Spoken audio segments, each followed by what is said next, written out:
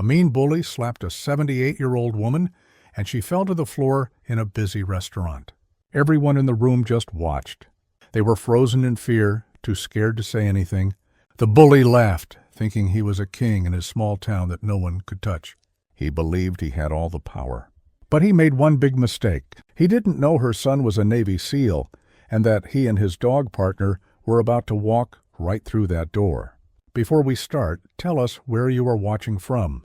And if you like this story, please subscribe for more. The air in Aspen Ridge, Colorado, felt like the cool, clean start of winter. It was early October, and the mountains around the town were a beautiful mix of gold, red, and dark green colors. A light frost had made the edges of the pine needles look silver overnight. And now, as the morning sun rose over the mountains, it melted into shiny drops that looked like tiny diamonds in the light. The smell of pine and wet dirt was always there, and it was very welcoming. This was the peace Elara Wilson had been looking for. Elara was a woman in her late 70s. She had soft white hair in a neat bun and eyes the color of a calm sky.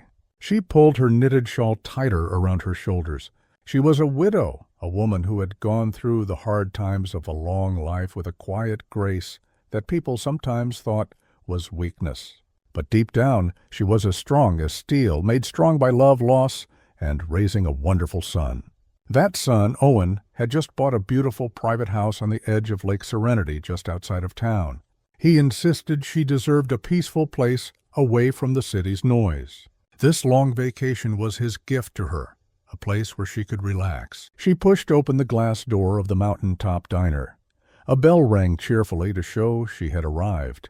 The diner was the center of Aspen Ridge, a cozy place with old wooden booths, red vinyl stools, and the comforting smell of fresh coffee, sizzling bacon, and maple syrup. It was exactly the kind of place Elara loved, simple and warm. Behind the counter, a young woman named Chloe Vance moved very quickly for her age. Chloe, who was just in her early 20s, had sharp, watchful eyes and a lot of dark, curly hair tied back in a messy ponytail. She had grown up in Aspen Ridge and knew how things worked, both the good parts and the dangerous parts. She gave Elara a quick, real smile. "Morning, ma'am. Just you today?" "Just me," Elara answered, her voice soft but clear. "A booth by the window, if that's okay." "Not at all." As Elara sat down in the booth, she looked at the scene outside. A young man, who was probably a tourist, was setting up a camera on a tripod across the street. This was Liam Webb, a travel vlogger with a small but growing number of followers. He was known for his Authentic America series. He was full of happy energy, with a bright smile and a cool beanie pulled over his blonde hair. He adjusted his camera lens, hoping to capture the perfect charm of the diner, the perfect opening shot for his video on the hidden gems of Colorado. Elara's peaceful moment was suddenly broken by a loud voice that seemed to make the room feel cold. "Well, well, look what we have here. More city money visiting us." The voice belonged to Cade Jennings. He was a large, scary-looking man in his 50s, a local builder whose size came more from beer and complaints than from hard work. His face was always red, and his small, sneaky eyes looked around the diner as if he owned it. He wore a dusty work coat and had a mean look that seemed to be stuck on his face. He was sitting in a corner booth with two other men, his quiet followers who laughed whenever he wanted them to. Elara decided to ignore him and looked at her menu. But Cade was not a man who liked to be ignored. He pushed himself out of his booth. His heavy boots thumped on the floor as he walked over to her. The quiet talking in the diner stopped. Everyone knew Cade. Everyone knew to stay away from him. He stopped next to her table, making a large shadow fall over her. "Don't see many people like you in here," he said, his voice sounding friendly but not meaning it. "You usually stay at those fancy restaurants up on the mountain." Elara looked up at him, her face calm.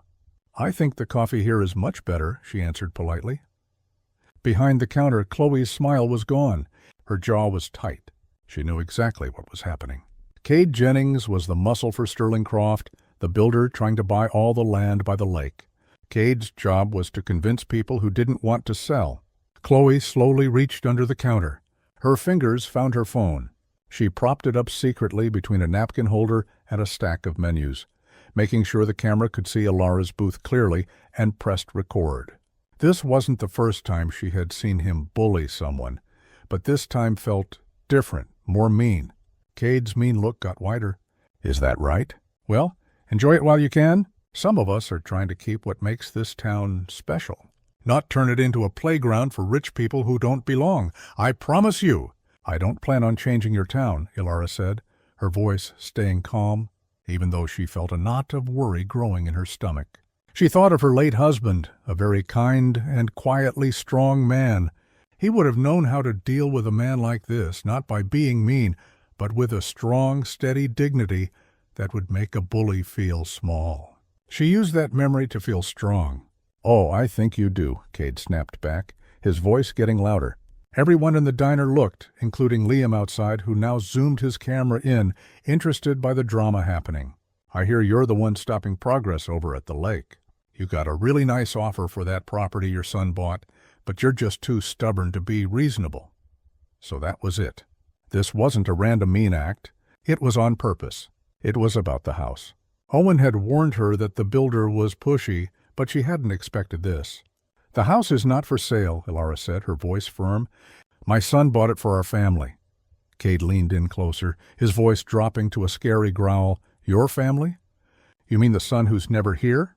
The one who drops a pile of cash on a house and leaves his old mother here to be a problem for hard-working local people?" He rested his thick, greasy knuckles on her table. "This is a small town, lady. We have our own way of doing things. We don't like outsiders coming in, buying the best land, and refusing to cooperate. It messes with the way things are." Ilara could feel the other customers' eyes on her. She saw fear in some and annoyance in others, but no one did anything to help. They were caught in the middle of small-town problems, afraid of a man who had power because he scared people and knew important people. She felt very alone, a feeling she hadn't had since the first few weeks after her husband died. But she would not be scared. "There is nothing natural about trying to bully a woman into selling her home," she said, her voice quiet but strong. "Now, if you'll excuse me, I would like to eat my breakfast in peace." The strength in her voice seemed to make something snap inside Cade. His face turned a darker color, a deep, blotchy red. The pretending to talk was over. This was just scary bullying now, and he was enjoying having people watch. Cade Jennings' face was full of pure anger. The quiet, strong dignity of the woman in front of him was an insult he could not stand. In his world, power was loud, rude, and physical. Her calmness was something he didn't understand, and it made him furious. Ilara knew she could not win a fight of wills with a man like him. There was no way to reason with him. Her only choice was to leave the situation with a grace that was opposite of the tension in the air. She stood up, putting a few dollar bills on the table for the coffee she would never drink. "I hope you have a better day, sir," she said softly, and turned to leave. That was the last straw. Her refusal to argue, her calm way of treating him like just a rude interruption, sent Cade over the edge.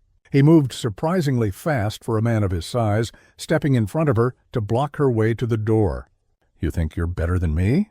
he yelled, his voice echoing in the now silent diner. Spit flew from his mouth. "You just walk in here, look down on us, and then just walk away?" Before Ilara could do anything, he swept his thick arm across the small table. The heavy coffee mug half full of hot coffee went flying. Ilara gasped and jumped back as the hot liquid splashed on the floor and the wall. A few hot drops hit the back of her hand. The sound of the mug breaking against the floor was like a gunshot. The shock of what he did, the sudden violence, made her stumble. For a moment she was confused, her heart pounding in her chest. It was in that moment when she was weak that Cade decided to take a chance. He saw her fear, and it made the ugly fire inside him grow. He pulled back his hand. The thick gold ring on his finger shined under the lights, and he swung. The sound of the slap was sharp, ugly, and final.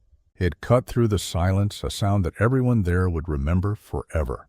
Ilara cried out, a small, sharp sound of pain and shock. The slap wasn't extremely hard, but the surprise and being off balance made her stumble backward. Her heel caught on a chair leg, and she fell, falling onto the cold, hard floor. Everyone in the diner gasped at the same time. Customers froze with forks halfway to their mouths. Across the street, Liam Webb's jaw dropped. His camera was still recording and had filmed the entire horrible thing in perfect, clear quality. Behind the counter, Chloe Vance felt a rush of cold anger. Her knuckles were white as she held the counter tightly. Her own phone was still recording the crime. And then the bell above the door rang. The man who came in was the complete opposite of Cade Jennings. He was in his late 30s, wearing a simple dark green flannel shirt, old jeans, and strong hiking boots. The clothes were normal, but they couldn't hide the power in his body, the broad shoulders, the thin but muscular build of a man whose body was like a perfect weapon. He moved with a scary stillness and purpose, like a hunter. His eyes were a deep, sharp blue and didn't have any of his mother's gentleness. He looked around the room and understood what was happening in less than a second. He saw his mother on the floor. He saw the broken mug, and he saw Cade Jennings standing over her, with his chest puffed out like a winner. This was Owen Wilson. At his side, on a simple leather leash, sat Shadow. The German Shepherd was an amazing animal, 100 pounds of smooth black and tan muscle. His ears were up, and his dark, smart eyes were looking right at Cade. He didn't bark or jump. He sat perfectly still, giving off a calm, controlled energy that was somehow scarier than any angry action. Owen's eyes locked on his mother. His face didn't change, but something inside him did. The calm man on vacation was gone. The Navy SEAL was now in control. He gave a single, low command. "Watch!" The word was almost a whisper, but Shadow reacted right away. He moved from sitting to a low crouch, a deep growl rumbling in his chest. It was not the sound of an angry pet. It was the professional warning of a trained military dog. He didn't attack. He moved forward smoothly, putting his body right between Cade and Alara on the floor. His eyes never left the bully. The message was clear. You will not take one more step toward her. Cade Jennings, who had stood up to angry husbands and other builders, froze. His brave act, which was so strong just a moment ago, disappeared in front of the silent, deadly promise coming from the dog.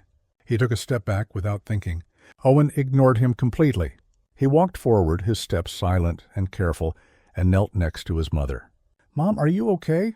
His voice was gentle, the hard sound gone, saved only for her. "Owen," she whispered, her hand touching her red cheek. "I'm all right, dear. Just scared?" He helped her stand up with an easy strength, his eyes looking her over for any injuries. He saw the red mark on her cheek and the coffee splash on her hand, and a cold, hard look came into his eyes. Once he was sure she was steady on her feet, he turned all of his attention to Cade Jennings. He didn't raise his voice. He didn't need to. The low, flat voice he used was more threatening than any shout could ever be. "Yeah, you just made a serious mistake." From a booth in the back of the diner, another man watched what was happening. It was Sheriff Brody Kent, a man in his late 50s, with a face that looked tired from the sun and from not trusting people. He slowly put down his coffee cup. He wore his uniform with a lazy, comfortable power. The silver star on his chest was polished, but the way he acted suggested he hadn't had to do any real police work in years. He had been watching what Cade was doing with a look of bored fun. Cade was a useful tool, and the old woman had been a problem. But this was new. The arrival of this quiet, dangerous-looking man and his military-style dog was a problem he hadn't planned for. The sheriff sighed. It seemed he would have to get involved after all. Not to arrest Cade, of course not, but to handle the situation, to control the problems. He slowly pushed himself out of his booth, fixing the gun belt on his hips, and started to walk toward the center of the diner, his face showing a practiced, official concern. Sheriff Brody Kent walked forward slowly, his body language showing a practiced carelessness. He walked toward the tense situation, not in a hurry, but like a man bothered by a noisy dog. His eyes, however, saw everything. He noticed the phone in the waitress's hand, the tourist with the camera across the street, and the strong posture of the stranger. "All right, folks, let's just all calm down," the sheriff said, his voice a country drawl meant to be calming and take control. He gave a familiar nod to Cade. "Cade, have you been drinking this early?" Cade Jennings, who had been frozen for a moment by Shadow's presence, seemed to feel brave again now that his friend had arrived. "Sheriff, this is nothing. Just a little misunderstanding." "This lady?" "I saw what happened," Owen interrupted. his voice quiet but sharp enough to cut through the sheriff's fake calm. He didn't look at the sheriff, keeping his eyes completely on Cade. Sheriff Kent finally turned his eyes to Owen. "And who might you be, son?" "He's my son," Elara said, her voice shaking a little but firm. "Owen Wilson," Owen said, still not looking away. "Well, Mr. Wilson," the sheriff said, stepping between Owen and Cade, a sneaky move to break their stare. "In Aspen Ridge, we handle our own disagreements. No need for things to get out of control. Why don't you take your mother home, and we'll forget about it?" It was a way of dismissing him, a clear attempt to hide the attack. Owen recognized it right away. He had seen the same move in corrupt local towns all over the world. "This disagreement was a criminal assault," Owen said plainly, "and I expect a formal report to be filed." The sheriff's friendly mask tightened. A flash of annoyance crossed his face. "Now listen here, son. I'm the law in this town, and I say what's what." It was a heated moment. No real harm done. Owen finally turned his head, his sharp blue eyes meeting the sheriff's for the first time. The sheriff felt an unexpected shock, as if he were being judged and found to be lacking by a predator.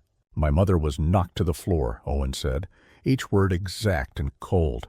"There are at least a dozen witnesses, and that man," he nodded toward Cade, "is going to be arrested, or this will become a very different kind of problem." He gave the leash a gentle tug. "Shadow heel." The German shepherd immediately stopped watching, backing up to sit perfectly at Owen's side, though his eyes stayed locked on Cade. Owen put a steadying arm around his mother's shoulders. "Let's go, Mom." He led her toward the door, moving with a purpose that no one dared to question. As they passed the counter, he made quick eye contact with Chloe, giving her a single, almost invisible nod of thanks. Once outside in the cool mountain air, Owen helped his mother into the passenger seat of his tough Ford F-150. He checked her cheek again. The red mark was already starting to get darker. A cold, controlled anger was simmering just under his calm appearance. He walked around to the driver's side, and before starting the truck, he pulled out his phone. It wasn't a normal smartphone. It was a tough, secure device. He scrolled through a short list of contacts and pressed a name. The call was answered on the first ring. "Go for Wilson," a rough voice on the other end said.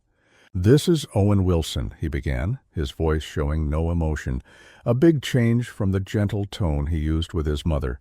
"I'm reporting a targeted physical attack on a military family member, my mother, Elara Wilson. The event happened in Aspen Ridge, Colorado.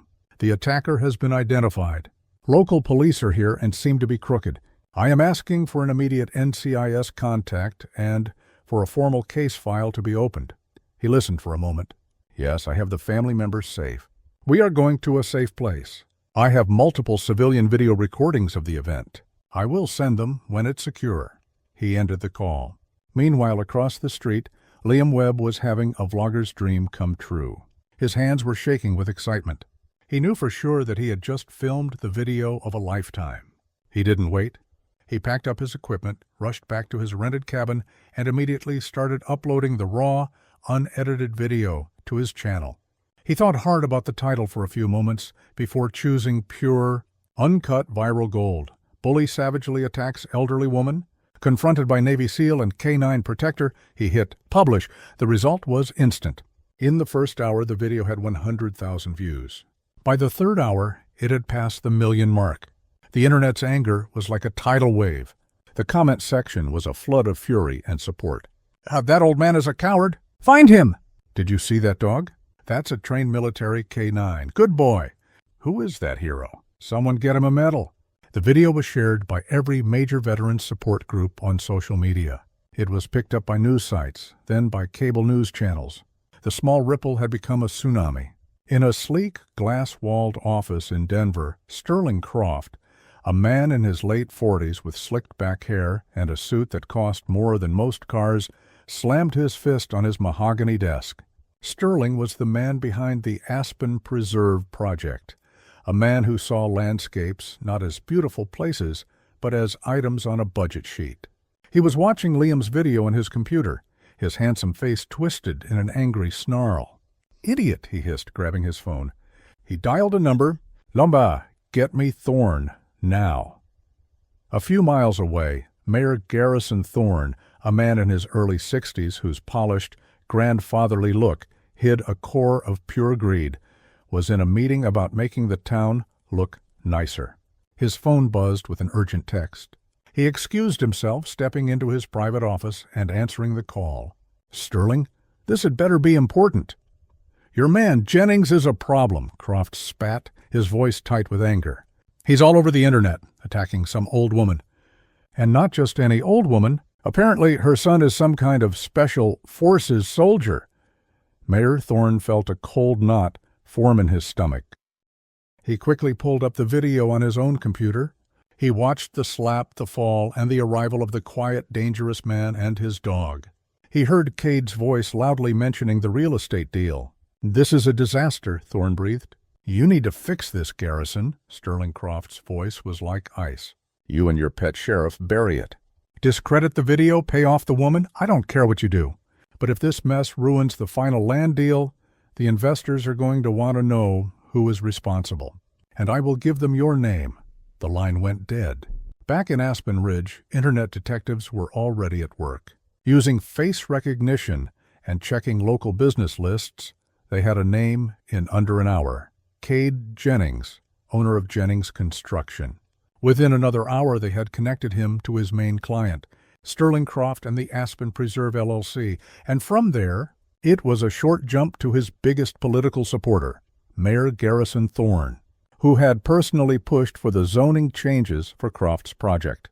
The names Cade Jennings, Sterling Croft, and Mayor Garrison Thorne started trending on Twitter, right next to Bosch Justice for Ilara.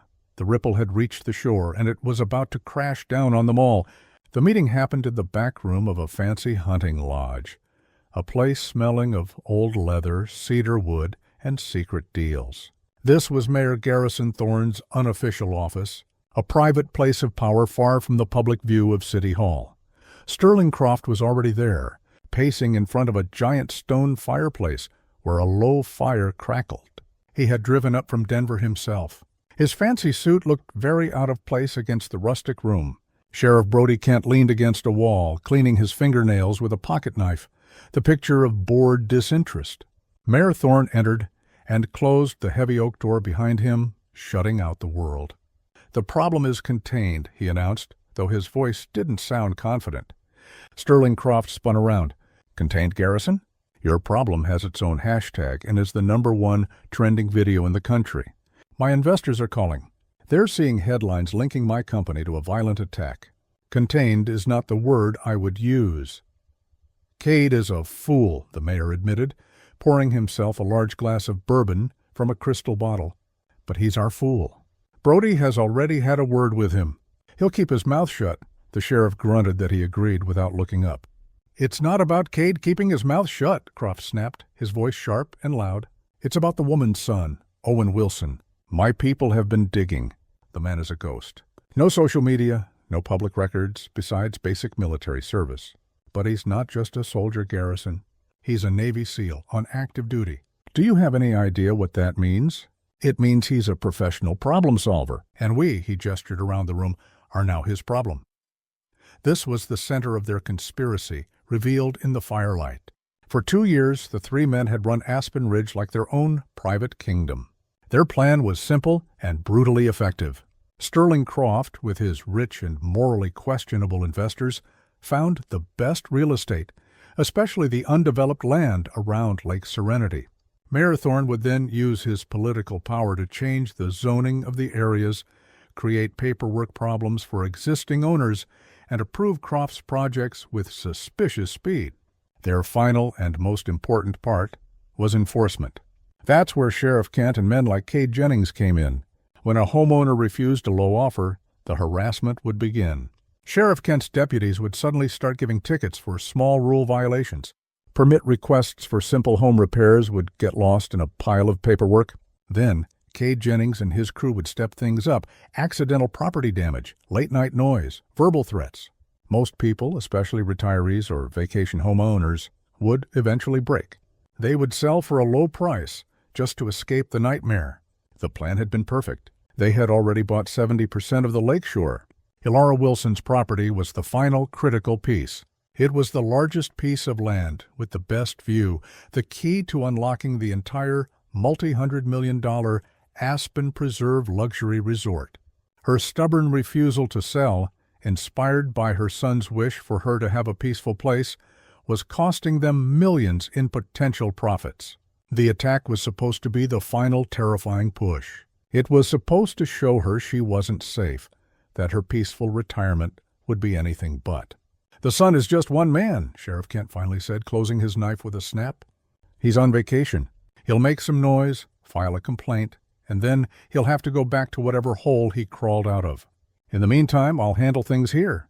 "How, Brody?" the mayor asked, a note of desperation in his voice. "The FBI might get involved." "NCIS, for God's sake." "Let them come her," the sheriff said with a lazy smile. "They'll find a simple assault case. Cade will get a slap on the wrist. I'll make sure the report is perfect, just a local argument that got out of hand. Nothing connecting it to anything bigger. As for the son, we'll just keep an eye on him, make sure he understands he's a guest here, and that guests can be made to feel very unwelcome." Owen Wilson knew he was being watched. He had driven his mother back to the private lake house, a beautiful modern cabin made of dark wood and huge glass windows that looked out over the still, clear water of Lake Serenity. He had helped her settle into a comfortable armchair with a warm cup of tea and a blanket. But his mind was already in mission mode. His vacation was over. As he stood at the large window, seemingly admiring the view, his eyes were actually scanning the trees across the road. He had noticed it on the drive-in, a dark blue car parked on a dirt pull-off a quarter-mile down the road. It had no reason to be there. It wasn't a fisherman's truck or a hiker's car. It was a lookout spot. "Shadow, perimeter," he said quietly. The German shepherd, who had been lying faithfully at Ilara's feet, got up without a sound. He trotted to the back door and Owen let him out. Owen watched as the dog moved, not like a pet, but like a soldier, using the cover of the thick woods to check the property line in a wide, silent circle. Owen went to his duffel bag. From it he pulled not clothes, but a series of small, hidden devices. He moved through the house with practiced skill, placing tiny wireless motion sensors at key entry points, doors, windows, and the long, dark driveway. He turned on a small, portable jammer that would block any simple listening devices that might be planted nearby. Finally, he took out a small thermal scope and scanned the woods again. He caught a quick heat signal from the blue car. 2 people. His peaceful vacation home had just become a forward operating base. He sat down across from his mother, his manner calm and reassuring. "Mom, I need you to stay inside for a while. Keep the doors locked. Don't answer for anyone but me." Ilara looked at her son. She saw the quiet intensity in his eyes, the small change in his posture. She had seen it before in the rare moments between his deployments, when the weight of his secret world would briefly show. She didn't know the details of his work, only that it was dangerous and important. She knew he was a protector. "Owen, what's happening?" she asked, her voice steady. "The men who sent that man to the diner," he said. "They're not going to stop. The video going public has made them desperate. They're going to try to scare us into being silent." He leaned forward. "But they've made a critical mistake. They think they're dealing with a scared old woman and her vacationing son. They don't know who we are. They don't know that we don't get scared." He gave her a small, confident smile, a smile that said, "I have this under control." "They wanted a war over this piece of land," he said, his voice dropping to a low, determined whisper. "They're about to get one." The viral video was a fire, and Mayor Garrison Thorne's first instinct was to put it out with force. His plan, created with Sheriff Cantom in the smoky back room of the lodge, had 2 parts: discredit the source and silence the witnesses. The first target was Chloe Vance.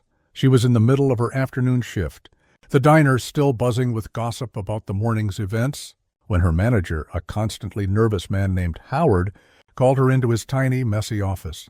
Howard was a man who lived in fear of bad reviews, fear of the health inspector, and most of all, fear of upsetting powerful people like the mayor. "Chloe," he began, avoiding her eyes and shuffling papers on his desk. "Corporate heard about the incident this morning and the video you took." "I was documenting a crime, Howard," Chloe said, her arms crossed. She knew what was coming. "Be that as it may," he mumbled, "you violated company policy. Our social media rules are very clear. You can't post videos of the restaurant or its customers without permission." "I didn't post it." "I sent it to the police as evidence and to a local news station," she said. A small bluff to see his reaction. "Isn't that what a good citizen is supposed to do?" Howard finally looked up, his eyes pleading. "Please, Chloe, don't make this harder than it has to be. My hands are tied." The mayor's office called directly. "They suggested that your continued employment here makes the diner look bad." He swallowed hard. "I have to let you go. Your final check is here." Chloe took the envelope without a word. She wasn't surprised, just angry. This was how power worked in Aspen Ridge: a quiet phone call, a hidden threat, and a good person was out of a job. She looked at Howard, a man she'd known for years, and saw not a boss but a coward. "You know what you're doing is wrong, Howard," she said quietly. "It's just business," he whispered, turning back to his paperwork, unable to face her. The second target was Liam Webb. Liam was on a creative high. His video was exploding, his subscriber count was soaring, and his phone was ringing off the hook with calls from national news producers. He spent the afternoon doing phone interviews, feeling like a real investigative journalist. As evening came, he drove back to his small rented cabin on the edge of town, whistling, dreaming of the career-making chances this story would bring. The first thing he noticed was the front door. It was slightly open, the wood around the lock splintered and broken. A cold dread washed over him, putting out his earlier excitement. He pushed the door open. The cabin was a mess, but not from a simple robbery. His clothes were thrown everywhere, his suitcase overturned, but the thieves had only been interested in one thing. On the floor in the center of the small living room lay the broken pieces of his MacBook Pro. The screen was covered in cracks, the keyboard smashed in. His hard drives had been pulled from his desk and stomped on, their plastic cases crushed. It wasn't theft. It was a message. It was a complete and total destruction of his work. He sank to his knees, his hands shaking. Everything was on that laptop. The original video file, his backups, all of his vlogging work from the past year. He felt a wave of sickness. This wasn't some random break-in. This was professional. This was a warning, delivered with brutal skill by someone who wanted to make sure he understood the stakes. He thought of Sheriff Kent's lazy smile in the diner. This had his fingerprints all over it. In a large, tastefully decorated home on the wealthiest hill in Aspen Ridge, Evelyn Thorne watched the evening news. Evelyn was the mayor's wife, a woman of quiet elegance and refined beauty. In her youth, she had been vibrant and full of ideals, but 25 years of marriage to Garrison Thorne had slowly worn down her spirit, replacing it with a carefully maintained appearance of calm composure. She had long known about her husband's corrupt dealings, turning a blind eye for the sake of peace, for the life he provided. But lately the compromises had begun to taste like poison. She watched the news report, which featured a short, grainy clip from Liam's video. She saw the raw violence in Kay Jennings's face. She saw Ilara Wilson, a woman her own age, falling to the floor, and in that moment something inside her broke. This wasn't about zoning laws or backroom deals anymore. This was about cruelty. It was about the ugly, rotten core of the man she had married. Just then, her husband walked into the room, loosening his tie. "Ridiculous, isn't it?" he said, gesturing to the television. "The whole country in an uproar over a bar fight. I've already taken care of it. The girl at the diner is gone, and the tourist photographer has been discouraged." He said it with such casual arrogance, such a complete lack of regret, that Evelyn felt a chill run down her spine. He wasn't just corrupt. He was a monster who felt nothing. She waited. She waited until he was in the shower, the sound of the water hiding any noise she might make. Then, with her heart pounding in her chest, she walked into his private study. It was his sanctuary, a room of dark wood, leather-bound books, and secrets. Behind a large oil painting of a mountain landscape was a wall safe. She knew the combination. She had watched him open it 100 times. Her fingers, cold and trembling, turned the dial, right 22, left 58, right 11. The safe clicked open. Inside was his insurance policy. There were several leather-bound books filled with his careful handwriting, detailing every bribe paid, every kickback received. There was a small digital audio recorder containing recordings of his most incriminating meetings with Croft and Kent. And there was a single black USB drive labeled Contingency. With shaking hands, she took it all. She carried it to her own small office at the other end of the house. She had her own laptop, her own secrets. She plugged in the USB drive and began to copy its contents onto a duplicate drive she kept hidden in a jewelry box. File after file transferred over, spreadsheets, scanned documents, copies of offshore bank statements. She then used a small device to duplicate the audio from the recorder. Just as the last file finished copying, she heard the shower turn off. Panic seized her. She quickly ejected the drives, put her husband's originals back in the safe, and spun the dial. She had just hung the painting back in its place when he walked into the study, a towel wrapped around his waist. "Evelyn, what are you doing in here?" he asked, a hint of suspicion in his voice. She turned, forcing a calm she did not feel. "Just looking for a book, dear," she said, pulling a random volume from the shelf. "I couldn't sleep." He looked at her for a long moment, his eyes narrowed. Then he seemed to relax. "Well, don't worry your pretty head about all this business. It will all be over by tomorrow." As he walked out, Evelyn leaned against the bookshelf, her legs weak with relief. He was wrong. It wasn't over for him. It was just beginning. Clutched in her hand, hidden in the folds of her robe, was a small USB drive containing enough evidence to burn his entire world to the ground. The phone call came in the late afternoon. Ilara was sitting by the large window overlooking the lake, a book open in her lap, though she hadn't turned a page in an hour. The house, which Owen had turned into a fortress of quiet surveillance, felt both safe and like a prison. The caller ID was blocked. She let it ring 3 times before answering, her voice cautious. "Hello? Mrs. Wilson?" The voice on the other end was female, refined and strained, as if holding back a flood of emotion. "My name is Evelyn Thorne. I am the mayor's wife." Ilara's grip tightened on the phone. She glanced toward the kitchen, where Owen was carefully cleaning a piece of equipment, his movements precise and silent. "Yes?"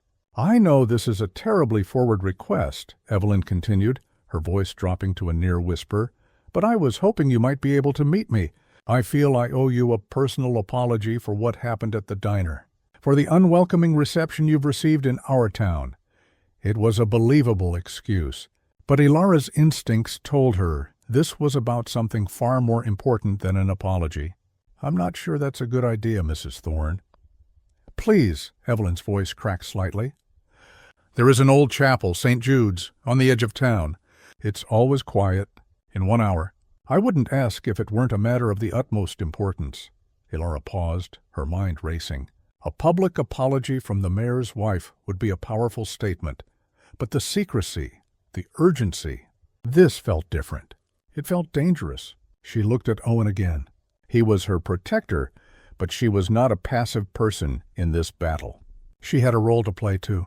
"I will be there," Ilara said, her decision made. When she told Owen, his face hardened. "No, it's too risky. It could be a trap." "It could also be a cry for help," Ilara countered, her gaze steady. She sounded desperate, Owen, not threatening. "Sometimes you have to take a calculated risk to find an ally." Owen saw the steel in his mother's eyes and knew he couldn't argue. He had inherited his determination from her. "All right," he agreed, "but you're not going alone." "I'll follow. I'll be out of sight, but I'll be there. If anything feels wrong, you turn around and walk away. Understand?" St. Jude's was a simple stone chapel set back from the road among a grove of ancient aspen trees, whose golden leaves trembled in the afternoon breeze. It was a place of peace, a sharp contrast to the ugliness that had infected the town. Evelyn Thorne was already there, sitting in a front pew, her hands clasped tightly in her lap. She looked smaller and more delicate than Ilara had imagined, a woman drowning in the golden cage her husband had built for her. Ilara sat down in the pew behind her, leaving a respectful distance. "Mrs. Thorne?" Evelyn turned, her eyes red-rimmed, but her expression determined. "Thank you for coming, Mrs. Wilson, and please call me Evelyn." She looked around the empty chapel. "I chose this place because I need to confess." She took a deep, shaky breath. "My apology is sincere, but it's not why I asked you here. I came to give you a weapon." From her handbag, she produced a small black USB drive and held it out. Her hand was trembling. "My husband," she began, her voice low and intense, "has gone too far. For years I told myself the deals he made were just politics, the price of progress. But what I saw on that video, what his man did to you, it wasn't politics. It was evil. He is destroying this town, hollowing it out from the inside for profit." Ilara looked at the drive, then back at Evelyn's face. She saw not deceit, but a deep and painful sincerity. This was the act of a woman who had reached her breaking point. "Why give this to me?" Ilara asked, her voice a gentle prompt. "Why not take it to the sheriff?" Evelyn gave a short, bitter laugh. "Sheriff Kent? He is my husband's lapdog. He enforces my husband's will. Any evidence I gave him would disappear, and I would likely have a tragic accident soon after." She leaned forward, her eyes pleading. "I'm giving it to you because of your son. My husband and his friends, they understand bullies and money and threats. They don't understand men like Owen. They are terrified of the world he represents, a world where there are rules they can't bend and consequences they can't buy their way out of." She pressed the drive into Ilara's hand. The cool plastic felt impossibly heavy. "Everything is on there," Evelyn whispered. "The ledgers, the secret bank accounts, recordings of him and Croft and Kent planning how to intimidate people. Enough to put them all away for a very long time. I trust you, and by extension, your son, to get this into the hands of people who are beyond my husband's reach." Ilara closed her hand around the drive. She understood the immense risk Evelyn was taking.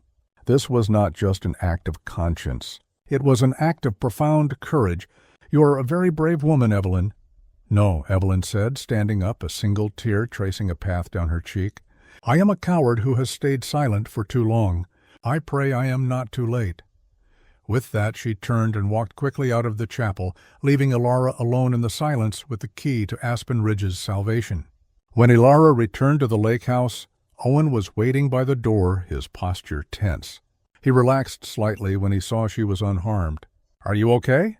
What happened?" Instead of answering immediately, she walked to the dining table and placed the small USB drive in the center. "Might when we... Evelyn Thorne gave me this." Owen looked from the drive to his mother's serious expression. "She says it's everything," Ilara explained. "Proof of the entire conspiracy. She believes the local police are compromised and that only you would know how to get it to the right authorities." Owen picked up the drive, examining it as if it were an unexploded bomb. He recognized the seriousness of the moment. This small piece of technology had just changed their defensive situation into an offensive one. Ilara had not just met with an ally. She had secured the critical information that could win the war. He felt a surge of pride in her quiet strength and sharp judgment. She was every bit the warrior he was, just in a different way. He went to his duffel bag and took out a heavily armored, matte black laptop. It was military issue, a secure device designed for field work. He powered it on. The operating system was a stripped-down, secure version, unfamiliar to any civilian user. He plugged in the USB drive. Files and folders appeared on the screen. He clicked one open. It was a spreadsheet, carefully detailed with columns for dates, names, and payment amounts. He saw names he recognized: Kay Jennings, several town council members, next to amounts that were clearly payoffs.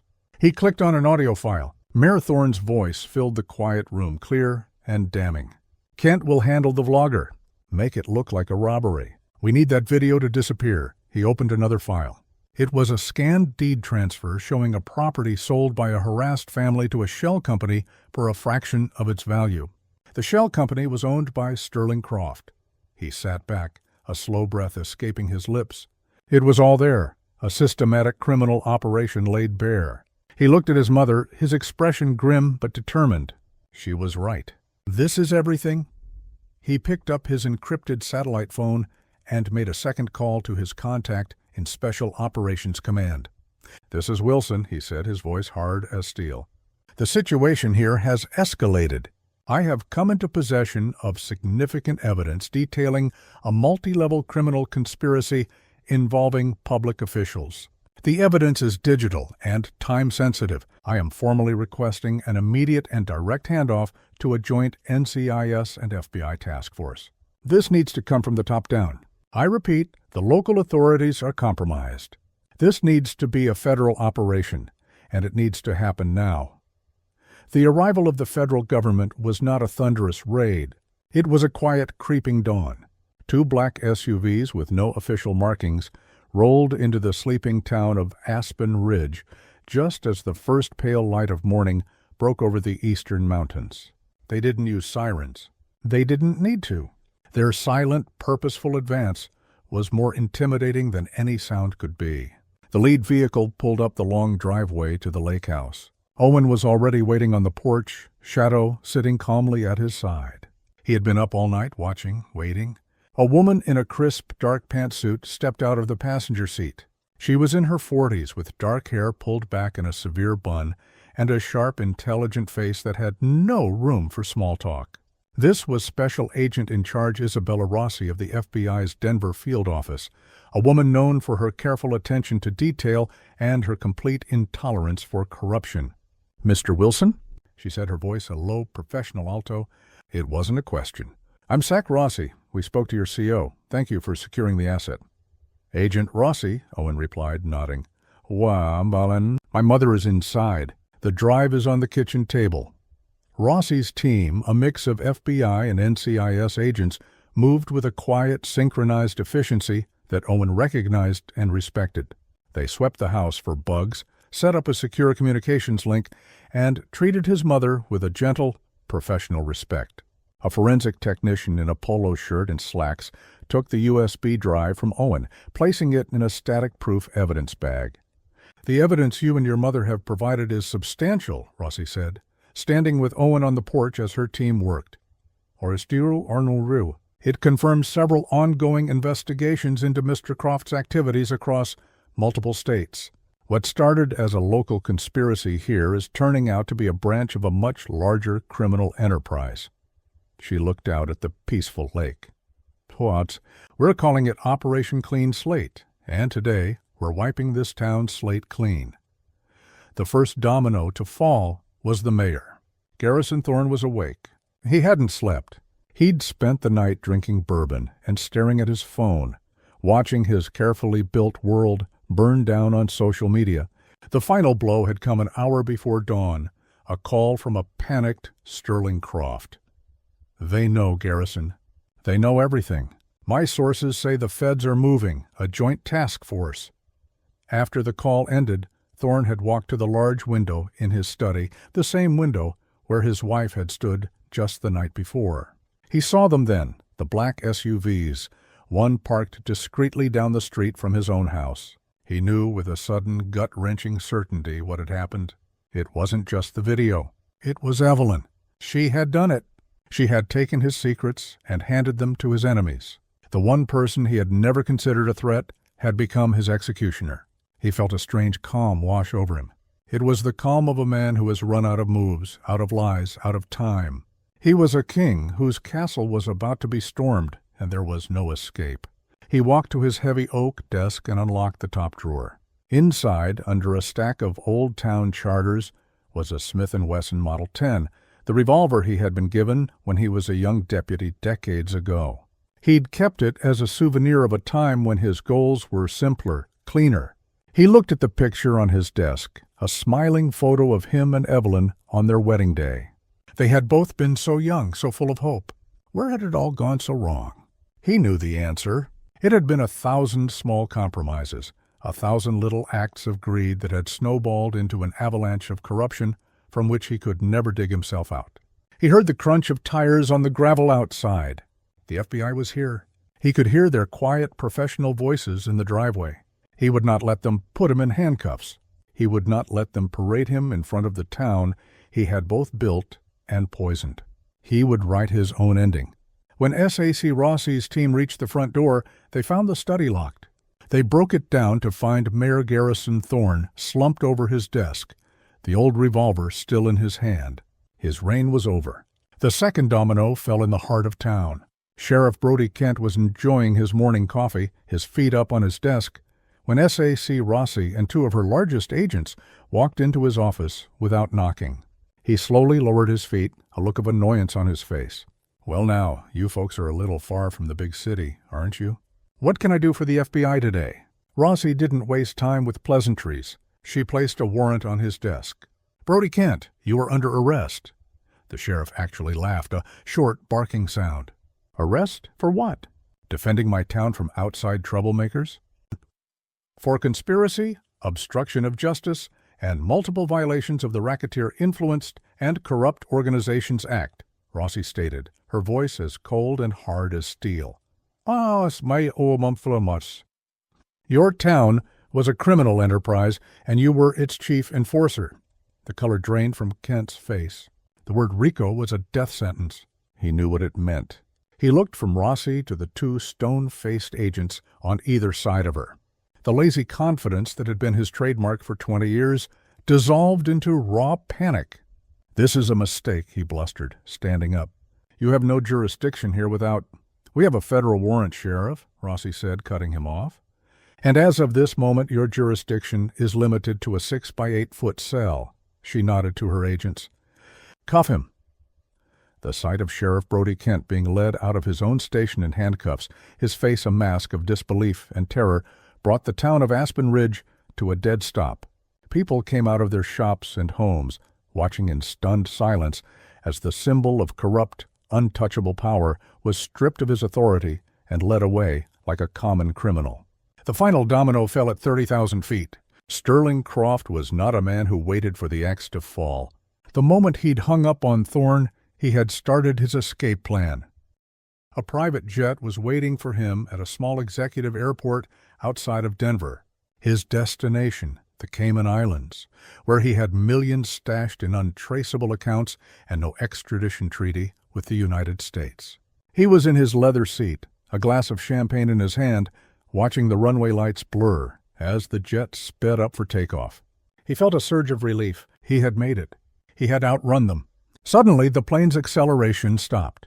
The engines wound down, and the jet slowed, turning off the main runway. What the hell is going on? Croft demanded of the pilot over the intercom. Tower's ordering us back to the hangar, sir, the pilot's tense voice replied. They've closed the airspace. There are federal vehicles blocking the taxiway. Croft looked out the window, and his blood ran cold. On the tarmac below, a line of black SUVs had formed a perfect, inescapable blockade. When the jet's door opened, it wasn't the ground crew waiting for him. It was a team of FBI agents in tactical gear. As they led him down the steps in handcuffs, his expensive suit rumpled, his face pale with fury and defeat, Sterling Croft looked less like a master of the universe and more like what he truly was, a common thief who had finally been caught. The weeks that followed the arrests were a strange, quiet time in Aspen Ridge. The storm had passed, leaving behind a landscape that was both shattered and cleansed.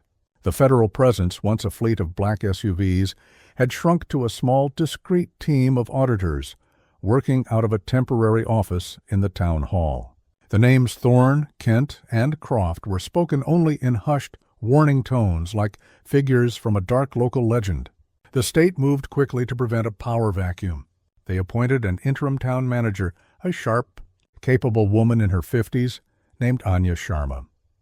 Ms. Sharma had a reputation as a fixer, a specialist in helping towns recover, who was sent to communities in crisis. She had a calm, no-nonsense manner and an air of unquestionable integrity that was exactly what the wounded town needed. One of her first official acts was to call a town meeting, not for blaming, but for rebuilding. In the meantime, the town began to heal in small, everyday ways. At the Mountaintop Diner, a regional manager from the corporate office arrived. He fired Howard on the spot for his cowardice and for being part of the problem. Then he walked over to Chloe Vance, who was helping out as a volunteer, and offered her the position of general manager. Chloe, stunned but determined, accepted immediately. The diner, the scene of the initial crime, became the first symbol of the town's recovery, a place where integrity was now the main course. Owen and Ilara, who had planned to leave once the immediate threat was gone, decided to stay. Their quiet vacation had become something else entirely. They felt a sense of responsibility, a connection to the community they had accidentally thrown into chaos, and now had a chance to help rebuild. At Miss Sharma's request, Ilara, with her quiet wisdom and unshakable moral compass, agreed to co-chair a new citizen oversight committee tasked with ensuring honesty in all future town contracts and government. The night of the town meeting, the community hall was packed. There was a noticeable tension in the air, a mix of anxiety, grief, and a fragile, flickering hope. Miss Sharma ran the meeting with cool efficiency, laying out a clear, step-by-step plan for financial checks, a special election, and community-led development projects. Then, halfway through the meeting, the back doors opened and Cade Jennings walked in. A wave of silence washed over the hall. He was thinner, his face pale and drawn. He was no longer the swaggering bully from the diner, but a humbled man who looked as if he were carrying the weight of the entire town on his shoulders. He walked slowly up the center aisle, not to the stage, but to a public microphone set up for citizen comments. He stood there for a long moment, looking out at the faces of his neighbors, faces filled with contempt, anger, and suspicion. He cleared his throat, his voice rough and unsteady. "My name is Cade Jennings," he began, his voice cracking, "and I have no right to ask for your forgiveness. What I did, there's no excuse for it. I was a bully. I was a coward. I let greed and resentment turn me into a monster." He looked directly at the front row, where Ilara and Owen sat. "Mrs. Wilson, Mr. Wilson, I am so sorry for what I did to you. I attacked you, Mrs. Wilson, because I was told to, because I thought it was the easy way, but mostly because I was weak. I was afraid of the changes happening in our town, and instead of facing them with courage, I chose to face them with hate." Tears were now streaming down his face, and he didn't bother to wipe them away. "I have cooperated fully with the federal prosecutors," he continued, his voice growing stronger with conviction. "I've told them everything I know about everyone involved. I'll take whatever sentence they give me. But that's not enough. That's just punishment. It doesn't fix anything," he took a deep breath. "So, starting tomorrow, my company, Jennings Construction, will be offering its services free of charge to every single family that was harassed or targeted by Thorne's scheme. If your fence was broken, we'll fix it. If your property was vandalized, we'll repair it. I'll use every dollar I have left to try and undo some of the damage I helped cause." The hall was utterly silent. No one had expected this. It was more than an apology. It was an act of making things right. Cade's shoulders slumped. "That's all I have to say. I'll leave you in peace now." He turned to walk away, but Owen's voice, calm and clear, stopped him. "Mr. Jennings." Cade froze, turning back, his face a mask of dread, expecting a final damning judgment. Owen stood up. He did not look angry. He looked thoughtful. "Your apology is a start," he said, his voice carrying through the hall. "Your actions will determine if it's a genuine one. This town doesn't need more division. It needs people willing to rebuild what was broken."